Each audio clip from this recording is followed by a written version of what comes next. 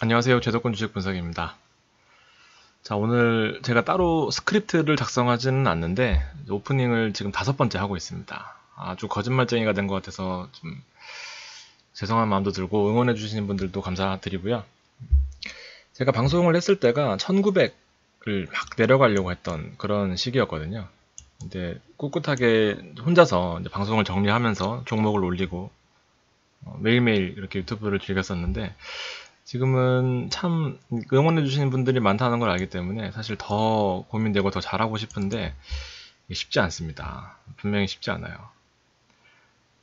그럼에도 불구하고 또 이런 시기가 지나가야 이 지옥같이 떨어질 것 같은 이 시기가 또 지나가야 조금씩 또 올라오는 이 재미에 또 주식을 하는 거 아니겠습니까?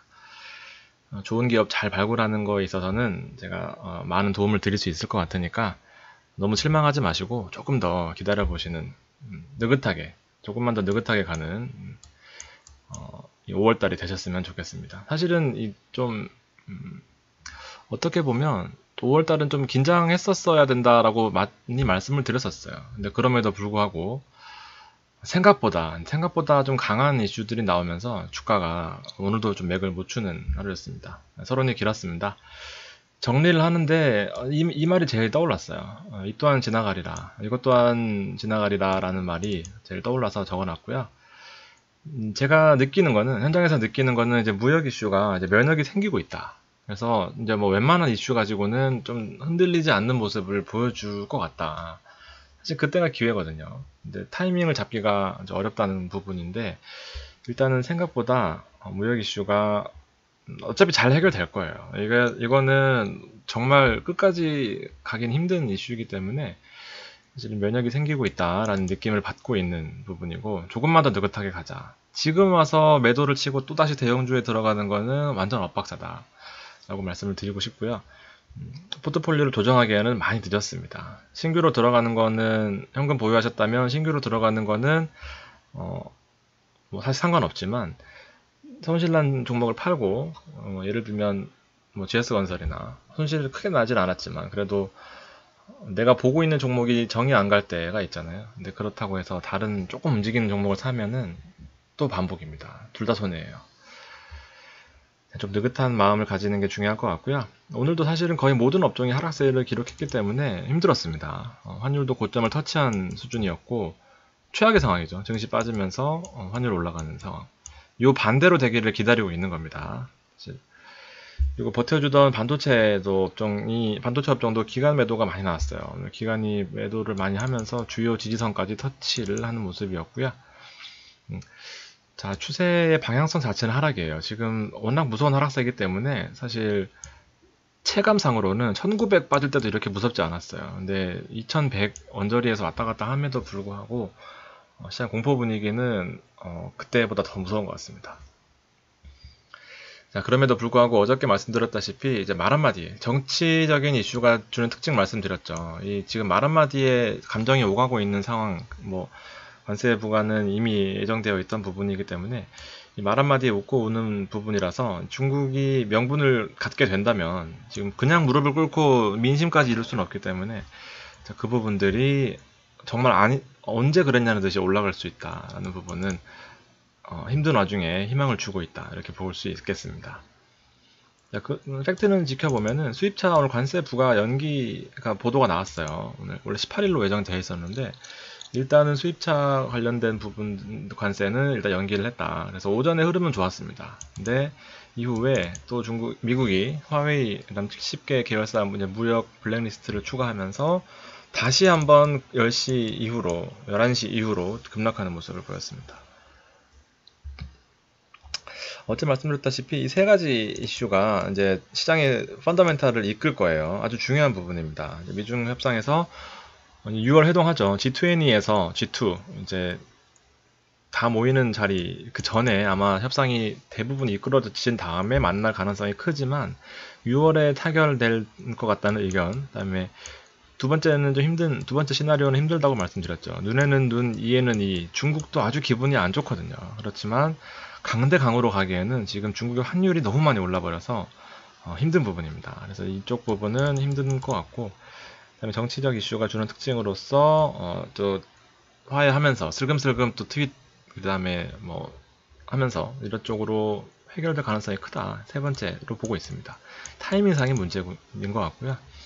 자, 그렇지만 사실 잠시 동안 잊고 있었던 부분이 또 하나 약재가 미국과 유럽의 관세 전쟁은 중국을 뛰어넘어요. 그러니까 또 얘기가 나오고 있는 것 같습니다. 조금 대비는 하지만 사실은 아직까지 뭐 구체적으로 나온 건 아니기 때문에 이런 이슈가 또 시장에 영향을 줄 수 있겠거니 라고 생각을 하셔야 될 것 같고, 조금 과감한 베팅은 자제하셔야 된다. 인버스를 담아야 된다라는 부분은 4월 18일 이후로 계속해서 강조를 드리고 있습니다.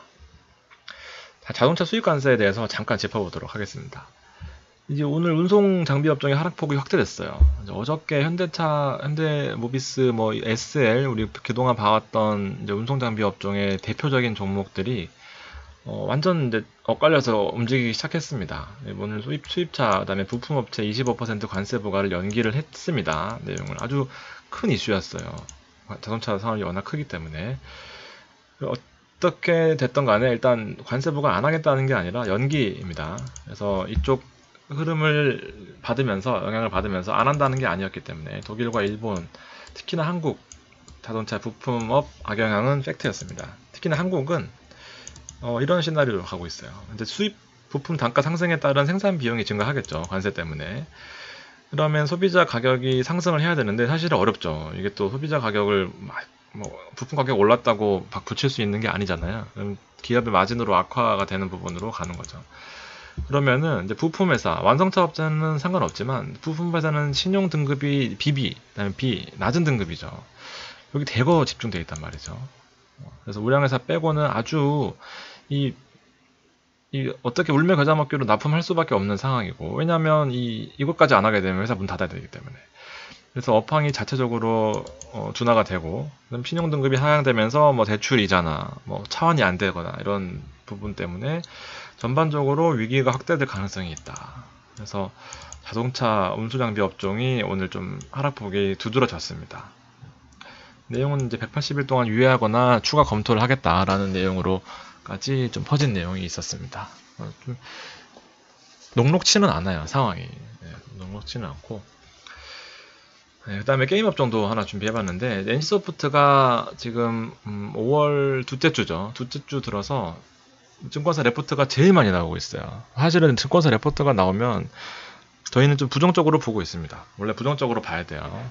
그러면서 매도 치는 경향이 많기 때문에.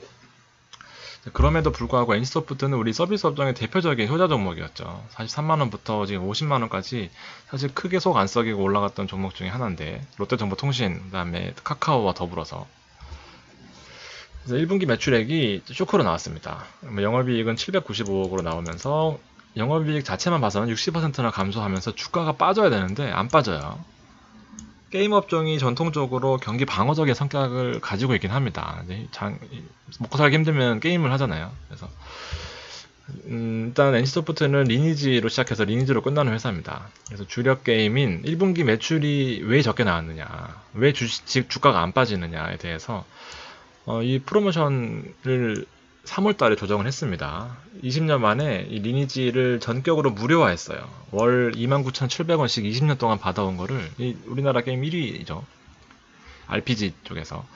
자, 그런데 이 1분기에는 이런 식으로 무료화를 했는데 2분기 들어서는 이 정액제는 안 하죠. 이제 무료로 바꿨는데 유료 아이템을 안 사면 게임을 할 수 없게 만들어놨어요. 중독은 다 만들어 놓고 이제 돈 안 내면 안 줄게 라고 해놓은 겁니다. 그래서 2분기 때 실적이 많이 늘어날 것 같아요. 그리고 가장 중요한 펀더멘탈은 일본 리니지 M, 리니지 모바일이 하루 매출액이 50억 나오다가 지금 20억 수준으로 나옵니다. 하루에 20억씩 벌어들이고 있어요. 게임, 그 플랫폼만 깔아놓으면은 따로 비용이 안 들어가는 그 게임 산업에. 이제 그 한국에서 대박난 리니지 M이 일본에서 서비스를 시작하는데 이 사전 예약을 합니다. 게임은. 그래서 리니지 2 레볼루션이 163만 명, 그리고 우리 펄어비스 아시죠? 게임 대표주 펄어비스가 150만 명이 사전 예약을 했었고요. 이 리니지 M은 일본에서 20일이나 남았음에도 불구하고 벌써 150만 명이 참여했습니다. 그래서 엄청나게 인기 몰이를 할 것이다. 그리고 하반기에는 또 다른 게임이 라인업으로 대기하고 있습니다. 그렇기 때문에 NC소프트는 그런 대규모 레포트에도 불구하고 향후 50만원대, 아직 사실은 마의 벽이거든요. 50만원대를 뚫고 올라갈지 여부를 좀 지켜봐야 될 것 같고, 파노 얘기는 내일 하겠습니다. 파노 얘기도 재미있는데 시간이 좀 많이 걸릴 것 같아서. 네, 유로화 보시면 리니지 때문에 유료화라고 했네. 유로를 보시면 일단 전반적으로 전 세계 증시는 일단 안정세를 찾아가는 모습이에요. 유로화도 지금 큰 폭으로 급락한 이후에 일단 안정적인 흐름을 가고 있어요. 그다음에 달러 인덱스도 마찬가지로 큰 흐름을 새로 만들어 가기보다는 박스권 내에서 안정적인 흐름을 보여주고 있다, 이렇게 볼 수 있고, 미국 증시 자체도 오히려 좀 무역 분쟁 쇼크 이후로 또 반등하는 모습을 보여주고 있습니다. 결과적으로 기승전 미국이다, 이렇게 볼 수 있는 대목이고, 자, 그나마 다행인 것은 중국도 면역을 길러가고 있는 모습이에요. 사실 3,000포인트가 무너지면은 패닉이거든요. 또 대장격인 아시아 증시의 대장격인 중국이 이 무역 분쟁 때문에 거의 10% 이상 빠졌는데, 3,000선, 심리적인 지지선인 3,000선이 무너진다면 아주 또 쇼크가 올 수 있는 상황이었거든요. 다행히 3,000선을 지켜주면서 일단 100포인트 정도의 여유를 가지게 됐습니다. 정말 긍정적이라고 보고 있고요. 하나 우려되는 것은 위안화의 급등세인데, 일단 이틀 동안은 약간 도지를 그리면서 약간 진정세를 나타내고 있습니다. 너무 또 긍정적으로 보는 게 무서워요. 일단은 약간 경계하는데 안도할 수 있다 정도 수준으로 보시면 될 것 같고, 가장 중요한 게 우리나라 환율인데 지금 1191원, 1192원까지 올라갔다가 내려왔습니다. 합의가 돼야 돼요. 일단 미중 무역 분쟁이 합의가 되는 순간 달러화가 급락을 하면서 증시가 올라갈 수 있습니다. 외국인들 입장에서는 지금 엄청나게 한국의 증시가 매력적이거든요. 근데 그럼에도 불구하고 달러 이런 부분에도 불구하고 지금 무역 분쟁 이슈가 아시아 쪽에, 특히나 한국에서는 아주 코리아 디스카운트가 되고 있다, 이렇게 보시면 될 것 같습니다. 기다려야 돼요. 지금 어떤 행동을 취하기에는 많이 늦었습니다. 너무 실망하실 것도 없고요. 하루 이틀 빠졌습니까? 이때 제가 방송을 여기서 시작했거든요. 올라간다 해놓고 이렇게 빠졌을 때도 그냥 팔거나 하지 않았습니다. 그런 식으로 해야 돼요. 이런 올라가는 상승장에 많이 벌어놨으면 사실은 4월 18일 여기죠. 우리 포인트였습니다. 포인트. 여기 때 한금화를 잘 못 시켜놨으면 일단 한 번은 또 당해야 돼요. 또 이렇게 배우는 거죠. 그렇지만 제가 보는 코스피의 하방은 일단 이 월봉으로 봤을 때 파란색의 121선일 가능성이 크다라고 보고 있습니다. 아주 신뢰도가 강한 선이에요. 한 번도 무너지지 않았던 이 파란선의 121선을 120 월봉이죠. 네. 그래서 여기가 2020 수준입니다. 조금 더 하락할 때를 기다리면 좋겠지만 사실 그게 힘들기 때문에 마음에 드는 종목, 그다음에 눈여겨봐왔던 종목, 하락폭이 컸다 하는 종목들은 조금씩 눈여겨보시는 게 좋을 것 같습니다. 바닥을 잡기는 쉽지 않습니다. 상대적으로 코스닥은 하락폭이 좀 적은 편이에요. 이제 그동안 2019년 들어서는 외국인이 주도하는 장이었기 때문에 코스닥보다는 코스피로 투자를 많이 했었고 매매를 많이 했었기 때문에 코스닥 쪽은 상대적으로 좀 그들만의 리그가 되고 있는 모습입니다. 어저께 야간 선물도 여기서 마이너스 한 1포인트로 시작을 했었죠. 근데 오늘은 일단 좋은 흐름 보이다가 꺾인 모습을 보여주고 있습니다. 기간이 조금 들어오긴 했는데 사실 미미해요. 외국인들은 계속해서 매도하고 있습니다. 외국인들이 일단 환을 팔면서 계속 자금을 빼나가고 있기 때문에 간절히 돌아오기만을 기다리는 모습이고, 아직 이릅니다. 아직 일러요. 이렇게 투자하시기엔 아직 이릅니다. 외국인들의 특징을 말씀드렸죠. 이 외국인들은 일단 하루 이틀 매수세로 돌아서면 약간 유지하는 경향이 강해요. 그래서 보고 들어가도 늦지 않습니다. 한 번도 들어온 적이 없어요. 지금 들어가긴 늦고, 일단 오늘은 이 특이하게 상승 종목을 가져와 봤는데, 전체적으로 오늘 시장에서 상승 종목이 500개였고 대략 하락 종목이 1500개였습니다. 25% 확률이잖아요. 힘들죠. 25% 종목도 다 올랐다는 게 아니라 조금 올라도 빨간색에 올라가기 때문에. 종목을 보시면 정말 주식 종목이냐라고 의문이 들 정도로 아주 힘든 종목들이 많아요. 그리고 코스피는 대부분 우선주가 들어가 있는 것 같고, 제가 보고 있는 종목은 단 하나도 없어요. 사실 뭐 이슈성이 강하겠죠. 거래량도 뭐 크게 많지 않은 종목들, 3,000원짜리, 800원짜리 뭐 이런 종목이기 때문에 사실 뭐 크게 의미는 없지만 돈 벌기 정말 힘든 장이었다. 여러분 우리 잘못이 아니에요. 사실 여러분은 이런택이 있긴 한데 힘들었습니다. 종목이. 왜냐하면 업종 전체적으로 다 빠졌어요. 이 기간 수익률 보시면 오늘 하루의 성적표거든요. 힘듭니다. 외국인들은 아주 전멸이에요. 정말 2019년 들어서 이 서비스 업종이 없었으면 지금 코스피는 1900대 미하로 떨어지지 않았을까 싶을 정도로 이 서비스업에 대한 사랑은 아주 대단한 것 같습니다. 이 서비스업에 사실은 특징적인 게 있어요. 이게 약간 분류하기 애매하다 하면은 서비스업입니다.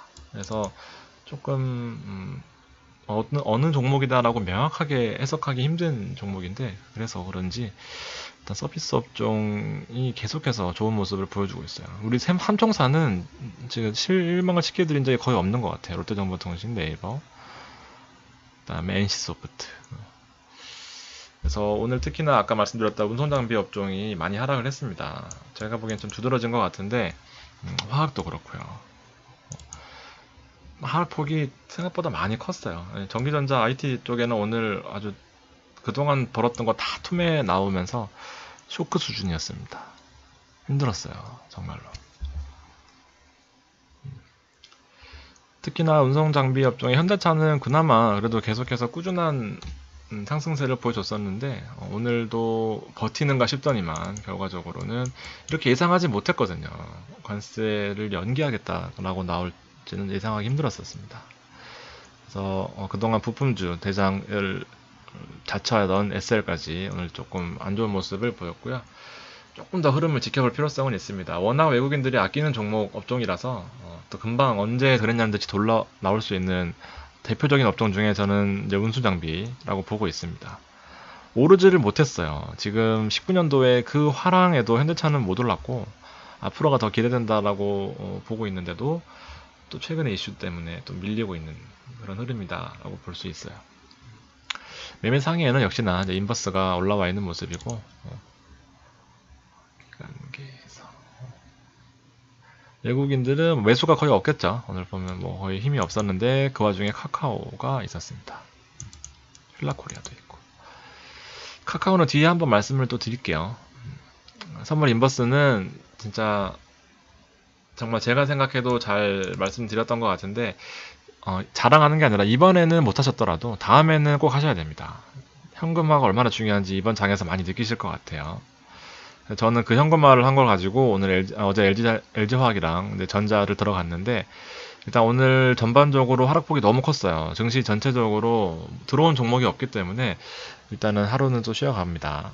33만 5,500원. 33만원 밑으로는 그냥 묻지마 매수, 불문율이라고 말씀을 드렸고 수급이 조금 개인들이 많이 들어온 게 우려되긴 하지만 그래도 기간이 3일 연속으로 33만원, 이 기간 전략이 뻔해요. 이게 저희 하는 그 룰이기 때문에 33만원 밑으로 한번 사보세요. 재밌습니다. 그리고 LG전자, LG 시리즈 어저께 2개 샀다고 말씀드렸는데 200에선과 120에선에 붙어 있어요. 베팅 하는 거죠. 뭐 사실 이렇게 높을 때는 못 사잖아요. 높을 때는 못 사기 때문에 일단 박스권이라고 감안하고 이렇게 베팅 하는 거죠. 공포에 사야 됩니다. 올라갈 때는 계속 올라갈 것 같아서 사면은 무조건 떨어져요. 아시죠? 이렇게 하시면 될 것 같고 종목이 많진 않아요. 오늘은 일단 종목을 자꾸 드리면 좀 헷갈릴 것 같아서 GS건설을 오늘 또 건설업종 조금 이 보시면 어저께 4만원 가지 못했지만 거의 비슷한 수준으로 39,800원까지 38,900원까지 왔고요. 오늘 코스피를 보시면 시간 내내 개인만 사고 외국인은 계속 팔고 기관도 계속 팔다가 막판에 조금 이제 매수를 한 모습인데 이런 시장이 정말 힘들잖아요. 하루 종일 빠지는 장은. 그럼에도 불구하고 이 건설업종에 정말 미미한 쥐꼬리만큼 거래량이지만 외국인들은 건설업종에 그렇게 완전 기대를 저버리진 않았다. 더군다나 기간도 마찬가지고요. 이렇게 좀 희망을 가질 수 있는 부분들이 그나마 있습니다. 장이 안 좋은 와중에서도. 자, 이것만 보시면 정말 이 업종이 무슨 업종인가, 서비스 업종을 왜 이렇게 좋아하는가, 바로 카카오 종목인데요. 제가 127,000원에 사서 지금 거의 얼마나 들고 있는지 모르겠습니다. 못 팔았어요. 근데 말씀드렸죠. 손절은 웬만하면 하지 않겠다고. 또 어느새 올라와서 이렇게 효자 종목 노릇을 해주고 있는데, 이제 이 카카오 뱅크 당연히 써보셨을 거고, 카카오에 투자 있어요. 카카오에 투자 보시면 개인 P2P 대출을 플랫폼화 시켜서 정말 100만 원이든 1000만 원이든 사실은 10% 가까이 수익 나는 것도 있어요. 몇 개월에. 한 번도 손실 난 적이 없었고, 이 부분을 이제 카카오가 플랫폼화 시키면서 매일 11시에 이 상품을 오픈을 해요. 그러면서 이 10%짜리 금리가 사실은 뭐 한 13%, 14% 받잖아요. 그러면 이 3%가 뭐 이 관련된 상품을 개발하는 다 마진이라고 볼 수 있는데, 이게 엄청나게 커지고 있어요. 그래서 외국인들이 카카오 플랫폼을 아주 사랑하고 있는 그런 와중입니다. 광고도 붙였고, 여러 가지로 이제 수익화를 위해서 노력하고 있습니다. 카카오톡에 보시면 광고가 떠요. 근데 그 광고 단가가 20억이라고 합니다. 그러니까 좀 수익 모델이 안 쓸 수는 없으니까, 광고 싫다고 카카오톡을 당장 안 쓸 수 없잖아요. 아주 좋은 먹거리를 잘 찾은 것 같고, 카카오가 본격적으로 실적 개선에 나서고 있다라고 볼 수 있습니다.